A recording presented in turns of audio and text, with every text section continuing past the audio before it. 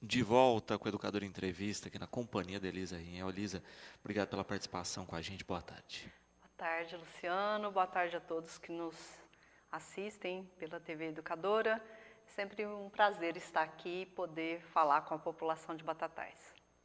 Bom, Elisa, infecções sexualmente transmissíveis, né? Se fala muito da questão das DSTs, mas que acabam focadas muito no HIV, né? A gente esquece toda a gama de infecções sexualmente transmissíveis que estão coladas aí na questão e que muitas vezes estão aparecendo hoje muito mais que o HIV.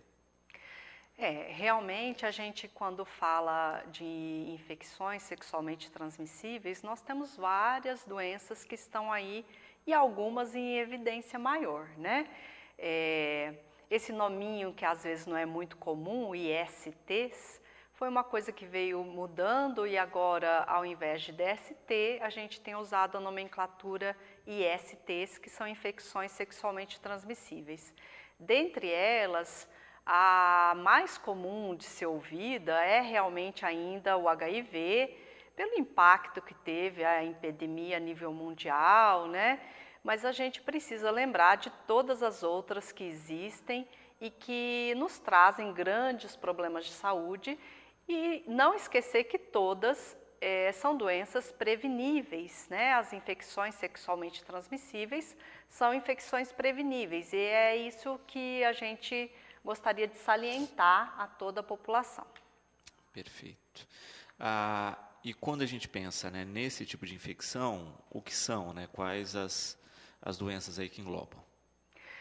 Bom, se a gente for pensar em doenças sexualmente transmissíveis, nós temos aqui, você mencionou, que é a de maior impacto, ou que se diz mais, que é a infecção pelo HIV.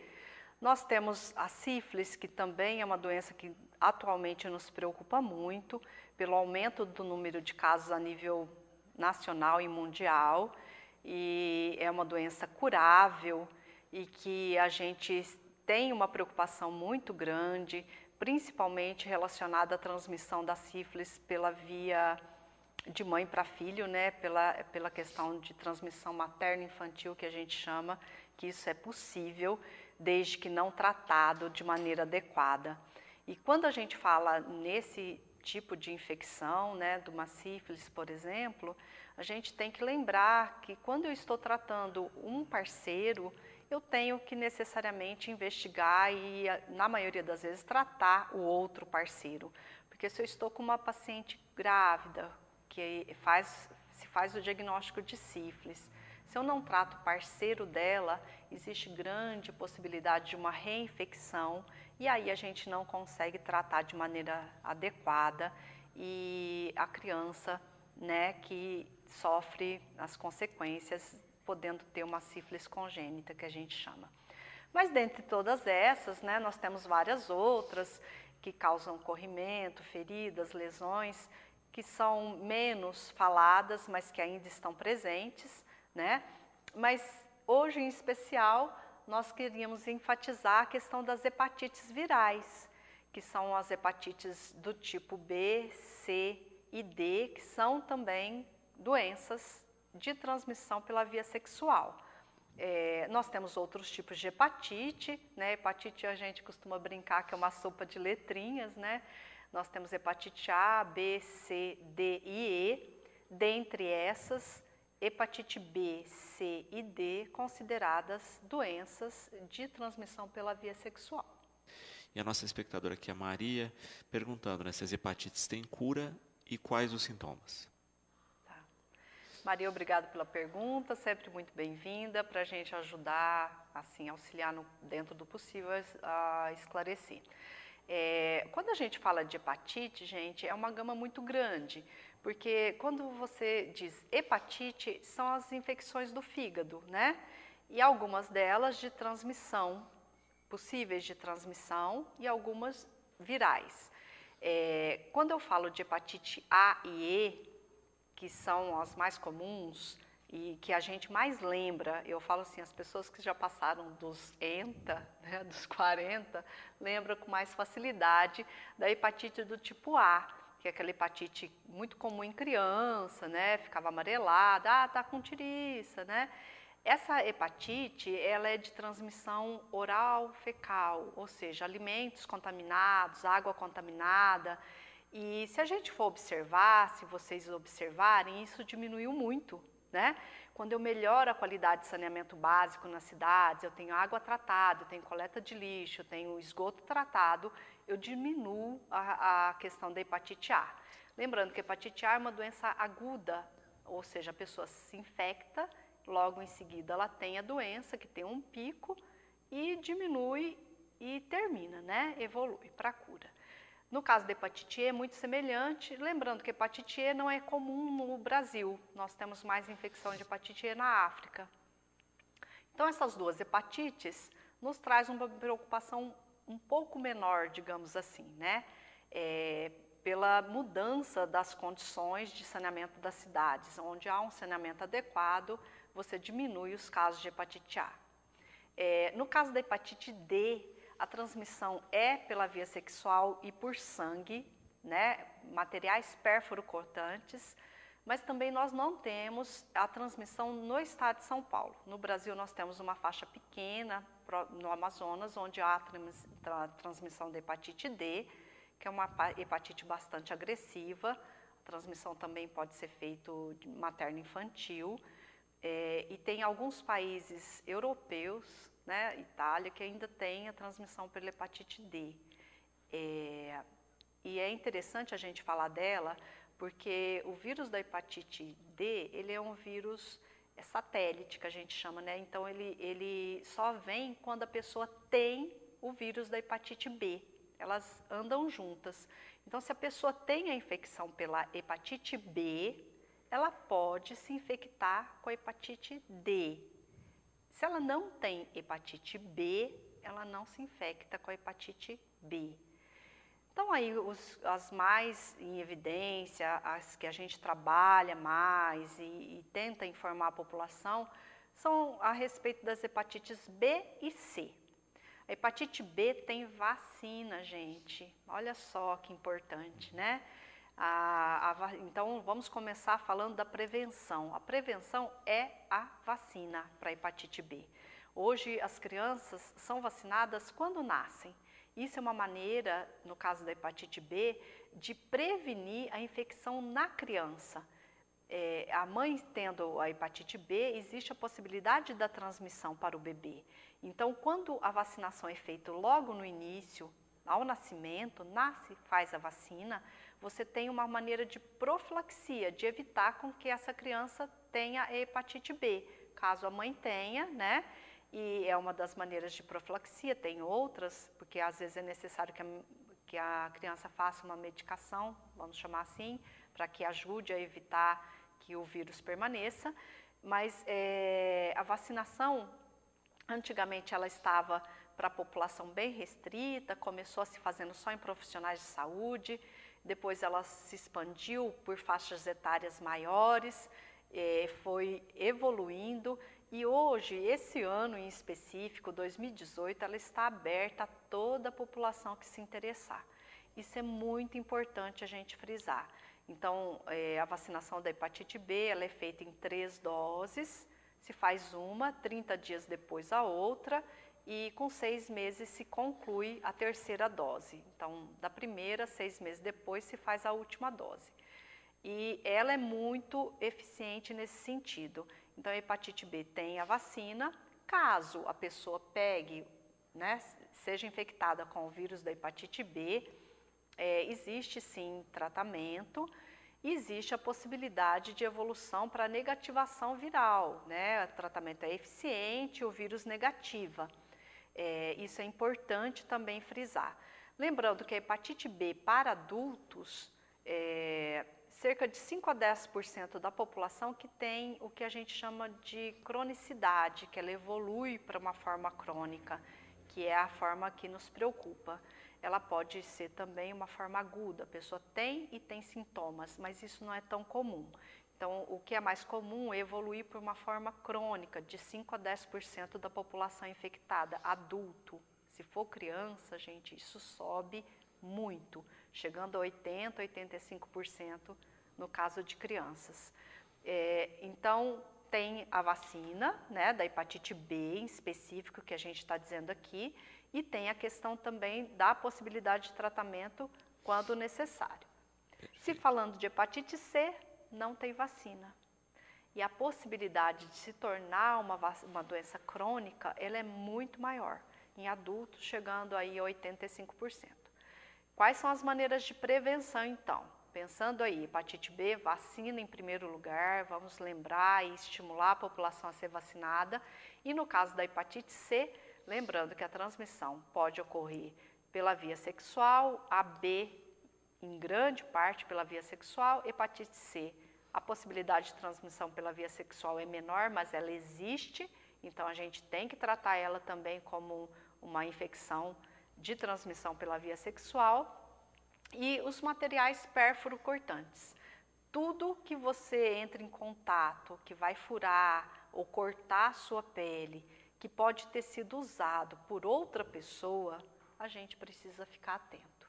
Porque a possibilidade de sobrevivência do vírus em materiais, dos vírus das hepatites B e C, ele é muito grande, né? Essa possibilidade é grande. A literatura fala em 7 dias, tem locais que falam até em mais. Então, isso na prática, o que quer dizer? Se eu me cortei com alicate, por exemplo, de unha, e lá na minha casa, e eu sou uma pessoa vivendo com o vírus da hepatite C, se eu empresto esse alicate dias depois para uma pessoa que se corta com ele também, eu tenho grande chance de transmitir isso para outra pessoa. Estou falando do alicate de unha porque é o que é mais comumente falado, mas nós temos vários outros objetos, né? Agulhas de tatuagem, né? Os tatuadores aí são pessoas cautelosas, a gente sabe, mas precisa ser tratado com muita seriedade, a pessoa não pode estar pensando numa maneira menos técnica para estar se tatuando. Então, tem agulhas, tem a própria tinta, que já é comprovado que o vírus da hepatite C sobrevive em tinta de tatuagem. Então, o tatuador tem que descartar o resto de tinta que sobrou de um cliente para o outro. Tem a colocação de piercing. Hoje também a gente enfatiza a questão de não compartilhar materiais para uso de drogas, canudos para aspirar cocaína, cachimbos para crack, que pode conter sangue de outra pessoa. De volta com o Educador Entrevista, agora eu tenho um recadinho especial para você, tá certo? Que tal ter até 7 gigas para navegar com ligações locais e interurbanas? Com o pré-semanal da Algar você não fica na mão, tá certo? Você fica à vontade e aproveita o melhor da conexão 4G. Até 7 GB de internet com chamadas grátis para qualquer operadora no mesmo DDD. E mais 50 minutos de interurbano para qualquer operadora. E ainda o WhatsApp sem descontar na franquia, tá certo? Vou repetir para você, ligações, WhatsApp e internet para aproveitar muito. E se tudo isso custar apenas R$ 8,99 por semana, é isso mesmo, R$ 8,99 por semana, tudo isso no seu pré-Dalgar, tá certo? Com o pré-semanal Dalgar, você fala, navega gastando bem menos. Tá esperando o quê? Envie a palavra semanal por SMS para o número 100 ou vá correndo comprar o seu chip, porque esse pré tá bom demais, tá certo? Consulte o regulamento em algartelecom.com.br, Algar Telecom, sempre junto.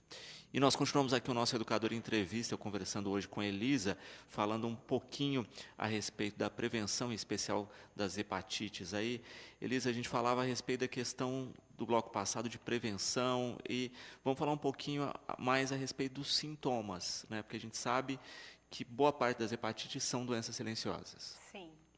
É importante, só para terminar aí a pergunta da Maria anterior, ela perguntava se tem cura. É importante a gente saber que diagnóstico de hepatites, como de várias outras doenças, o que é importante é realizar o diagnóstico, né?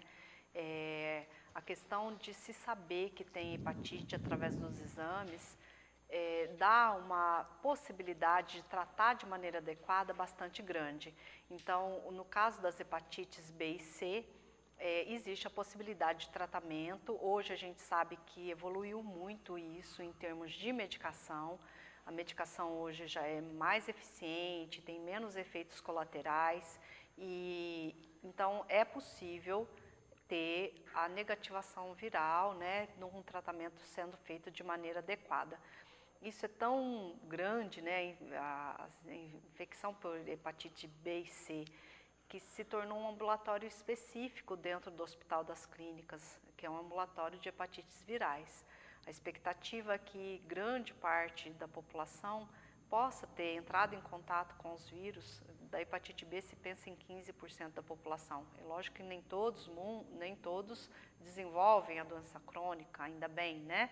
Mas assim, se falando de prevenção, então, no caso das hepatites, relações sexuais, a questão específica, né, do contato com material que corta e fura, que a gente precisa ter cuidado. Os sintomas que foi solicitado aqui para a gente mencionar pelo Luciano, a gente precisa saber que hepatite B e C, na sua grande maioria, são doenças quietas, doenças silenciosas, que podem demorar muito tempo para aparecer. Muito tempo que eu falo, gente, é tempo mesmo, né? 10 anos, 15 anos.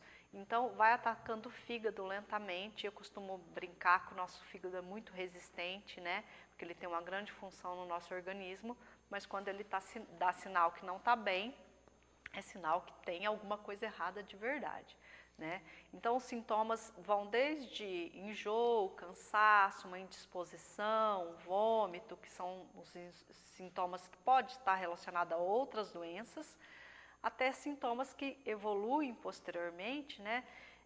Que vai pele e olhos amarelados, a urina tem a tendência a ficar escura, as fezes claras, podendo evoluir para uma cirrose, um câncer de fígado, e sendo às vezes necessário um transplante de fígado por conta dessa infecção pela hepatite C em especial.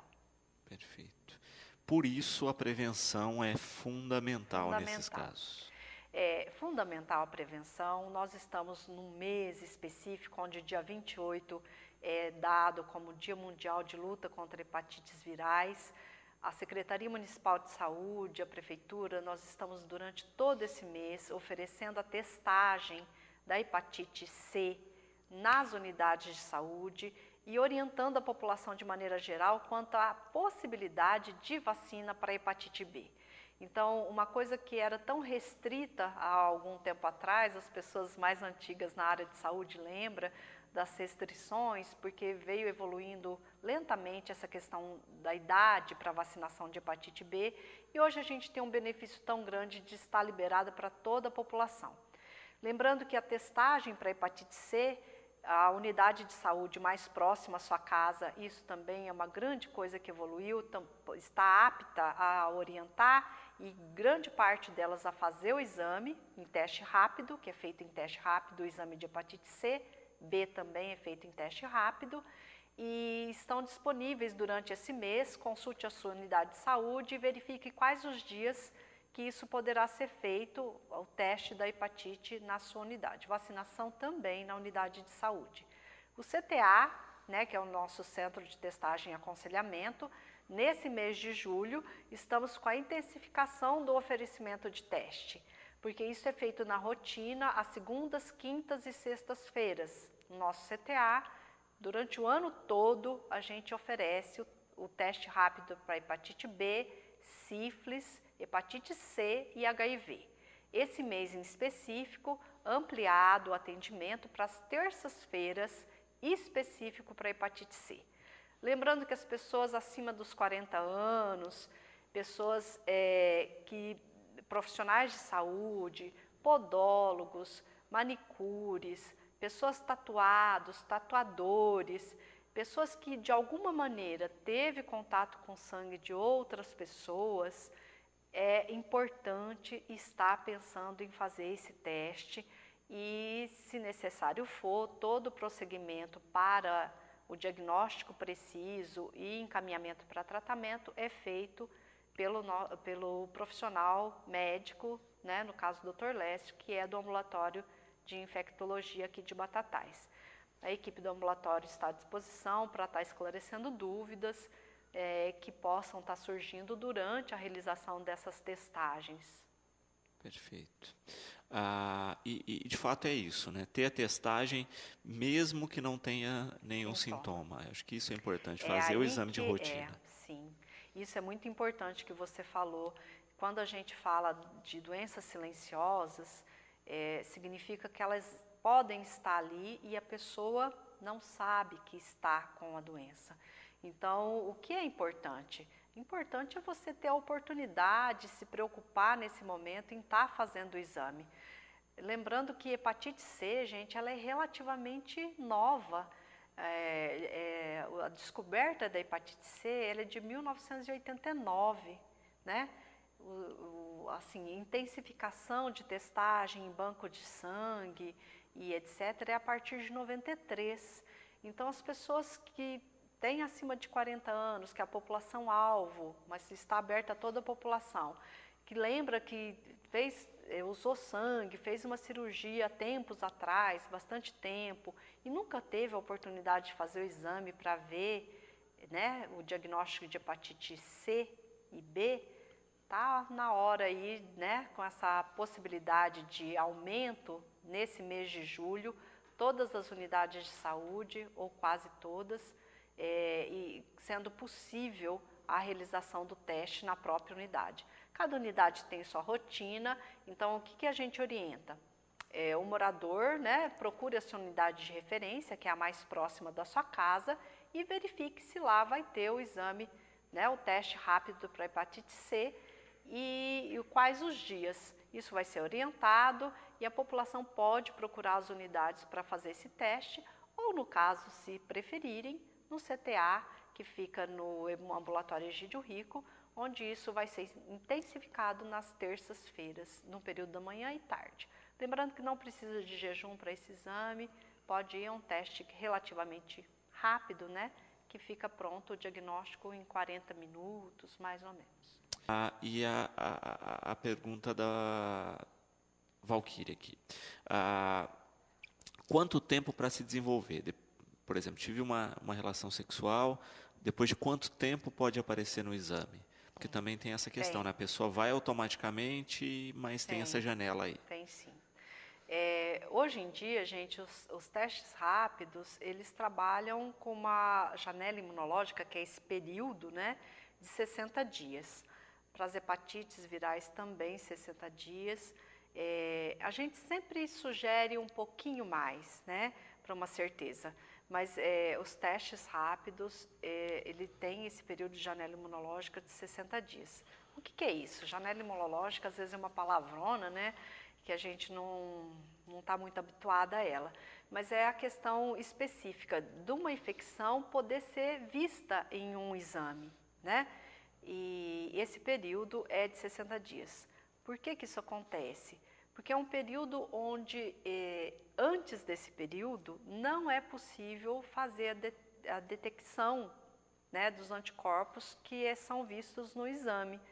Então, na prática, se eu hoje me infectar com hepatite B, C ou HIV e fazer o exame daqui a 2 semanas, eu posso ter um exame negativo, ou seja, me dizer que eu não tenho nada.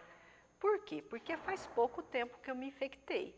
Então, isso é um dado bastante importante para a pessoa que vai fazer estar sabendo disso, né? Porque se for necessário, qual é a conduta? Se for necessário, se existe uma dúvida que essa infecção é recente, ou seja, menos de 60 dias, o que a gente orienta? Faça o exame, durante um período, use preservativo nas suas relações sexuais, lembrando que são doenças de transmissão pela via sexual, todos os cuidados possíveis para evitar contato com sangue, né? Então, aí, agulhas de tatuagem, sempre descartáveis, uso de materiais pérfuro-cortantes, todo esse cuidado, até aparelhos de barbear, que é uma coisa que às vezes a gente não lembra, precisa lembrar, né? E depois repita o exame novamente. Perfeito. Elisa, eu quero agradecer a presença aqui com a gente, deixar o programa sempre à disposição, parabenizar pelo trabalho de toda a estrutura do núcleo e esperar realmente isso, né? Que cada vez mais as pessoas tenham consciência, procurem os métodos de prevenção e se tem alguma dúvida, ou mesmo que não tenha, vai lá, faça o exame, né? É gratuito, tem que fazer, eu acho que auxilia aí muito. Como a gente diz, as doenças são silenciosas, às vezes demoram para se manifestar, mas se descobrem antes, tratamento é bem mais eficaz. Obrigado pela presença e pelas informações com a gente. Eu que agradeço, Luciano. É muito bom essa questão abordada por você do diagnóstico precoce. Essas doenças, quando mais cedo se faz o diagnóstico, melhor é, né? Para se tratar ou para a pessoa se informar também. Então tá aí, né? Para a população toda, procure a unidade de saúde ou procure o CTA, faça o teste, faça a vacinação para hepatite B, porque são doenças que podem ser prevenidas e nós estamos num momento especial, né, de julho, levando à população essas informações e estimulando para que faça o exame e tome também a vacina. Muito obrigada, Luciano. Boa tarde a todos. Bom, no próximo bloco nós vamos falar a respeito do projeto Guri. Não saia daí, nós voltamos já já.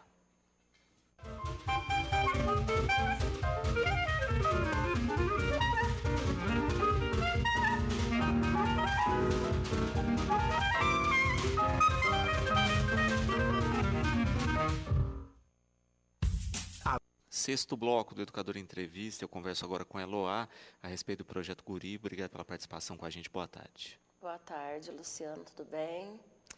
Eloá, para quem não conhece o Guri, eu queria que você explicasse o que é. O projeto Guri é um projeto mantido pela Secretaria do Estado, né, de Cultura, Secretaria Estadual de Cultura do Estado de São Paulo. Ele é um projeto de iniciação musical, né, onde atende crianças e adolescentes de 6 a 18 anos incompletos, em todo o estado de São Paulo. Cada município tem o seu polo e cada polo tem sua especificidade de aulas, né, de cursos. Perfeito. Quando se pensa, né, na questão dessas aulas, aqui a gente tem alguns núcleos do Guri, né? Cada cidade tem um desenho aí da programação musical que o núcleo oferece. Sim. Aqui em Batatais nós atendemos, são alguns, cada polo, né, vamos dizer assim, cada município tem um polo. Batatais a gente atende uma linha mais clássica, né, que a gente pode colocar como se fosse uma linha de orquestra sinfônica. Então, são instrumentos clássicos, né? Tem polos que atendem viola, violão. Aqui não, aqui a gente vai mais para a linha clássica, de instrumentos clássicos. E, de fato, né, a gente percebe a qualidade dessa formação e que muitos dos alunos que passaram continuaram aí com a sua formação musical em outras estruturas depois de saírem do Guri. Sim, hoje nós temos alunos que são professores, né, dão aula. O projeto Guri, a gente trabalha muito em cima de dados, né, com o sistema operacional. E todo ano nós fazemos uma pesquisa de ex-alunos para saber como que está o desenvolvimento desse aluno após a saída do projeto. Em Batatais mesmo, nós temos alunos que formaram bandas, tem alunos que são professores hoje de instrumentos, né, flauta, violino, clarinete, tem alguns alunos que cantam em bandas, formaram bandas e apresentam dentro do nosso município e na região. O projeto tem esse intuito mesmo, trabalhar o coletivo com os alunos.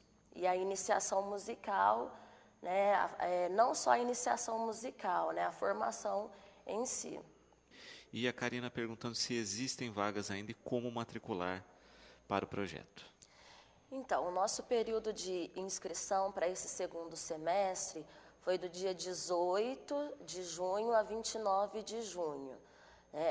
Agora, nós estamos fazendo remanejamento de alunos vendo quais as vagas nós vamos ter abertas e agora em agosto, no dia 3 de agosto, as vagas que não foram preenchidas, nós vamos abrir para novas inscrições novamente. Então, do dia 3 ao dia 24 de agosto, procurar o polo, né, o polo aqui da nossa cidade, que fica lá no Centro Cultural, no antigo SESI, para fazer a inscrição.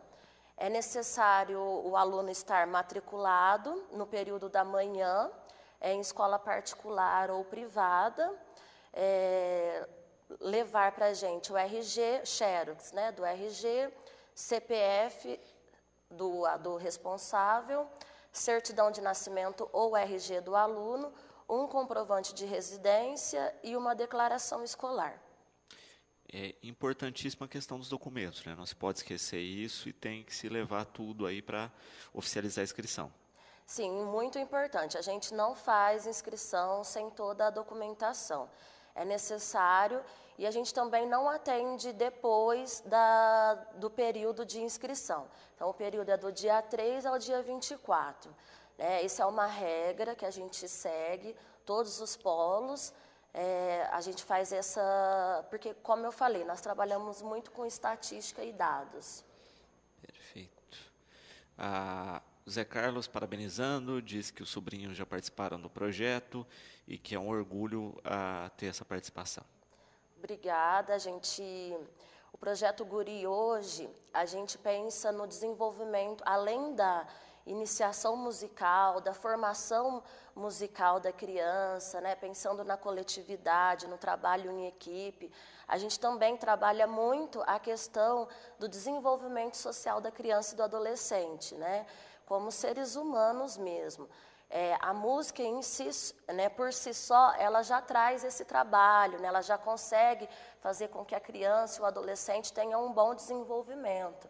E pensando nisso, a associação, né, Amigos do Projeto do Guri, trabalha também o desenvolvimento social. Então, além da iniciação musical, a gente desenvolve atividades socioeducativas com essas crianças e adolescentes no polo também, juntamente com os pais também. Então, é sempre importante lembrar que a participação da família, né, dentro das atividades é muito importante. Hoje, a gente trabalha com crianças e adolescentes de todos os públicos, né, mas a prioridade nossa é atender crianças em situação de vulnerabilidade social. Agora vamos falar um pouquinho a respeito dos cursos oferecidos. Sim, hoje em Batatais a gente oferece os cursos de violino e viola clássica, violoncelo e contrabaixo. O contrabaixo também, às vezes, as pessoas acham que é o contrabaixo eletrônico, né? Não é o contrabaixo eletrônico, é o contrabaixo acústico, que é aquele clássico parecido com o violoncelo. Esses são os instrumentos de cordas, né? Cordas dedilhadas e cordas friccionadas. Nós temos instrumentos de sopros, madeiras, que é clarinete, flauta transversal e saxofone. Temos os instrumentos de sopros também de metais, que é trombone, eufônio e trompete. Percussão, né, que a percussão ela engloba toda a estrutura de bateria. Então, são vários instrumentos trabalhados separadamente com os alunos. E também temos o coral, né, que o nosso coral é o juvenil, atende a partir de 8 anos também. Então, a criança ou o adolescente, entrar no nosso projeto e escolher um instrumento e o coral. E sempre a gente pede, né, para os pais incentivarem os alunos a fazerem o coral também. O coral é muito importante. A criança, quando ela faz o coral, ela desenvolve algumas técnicas. Ela aguça, né, os sentidos dela. Então, fica mais fácil para ela trabalhar mais futuramente, conseguir tirar uma nota musical melhor. Né? Então, a gente sempre pede para fazer esses dois cursos juntos. nós trabalhamos com 3 turmas, as turmas A, B e a C. A turma A é iniciação musical, né, são os iniciantes, a turma B é os intermediários e a turma C são aqueles alunos avançados, né, que a gente já fala, que são alunos que já conseguem tocar uma música inteira, conseguem tirar notas sem o apoio de um professor, e assim vai o desenvolvimento do aluno dentro do projeto. Perfeito. E nós temos acompanhado isso, né? Essas turmas mais evoluídas que também têm a possibilidade de fazer apresentações dentro das ações do Guri.